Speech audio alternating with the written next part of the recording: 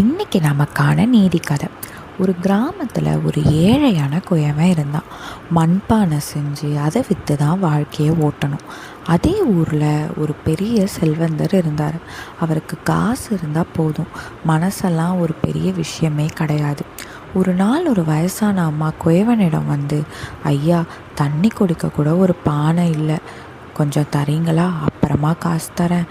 குயவன் உடனே ஒரு நல்ல பானையை எடுத்து, அம்மா இந்தாங்க வச்சுக்கோங்க, காசெல்லாம் தேவையில்லை அப்படின்னு சொன்னான்.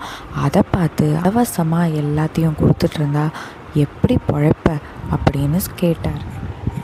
உடனே குயவன் அமைதியாக பதில் சொன்னார், மனசு நிறையா இருந்தால் வயிறும் நிறையும் ஐயா அப்படின்னு.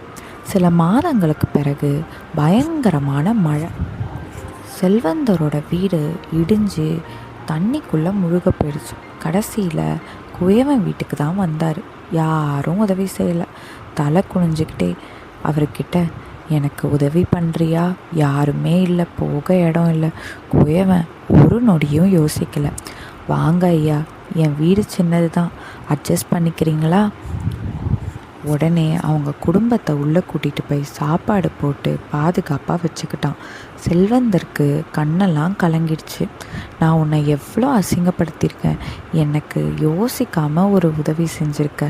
குயவன் சிரிச்சிட்டே சொன்னான், கஷ்டம் நம்மளுக்கு தெரியறது என்ன, பணம் மட்டும் இருந்தால் பத்தாது, மனசும் இருந்தால் தான் ஒரு பெரிய மனுஷனுக்கு அழகு. இந்த கதை உங்களுக்கு பிடிச்சிருந்துன்னா லைக் பண்ணுங்கள், ஷேர் பண்ணுங்கள், சப்ஸ்கிரைப் பண்ணுங்கள். மீண்டும் சந்திக்கலாம்.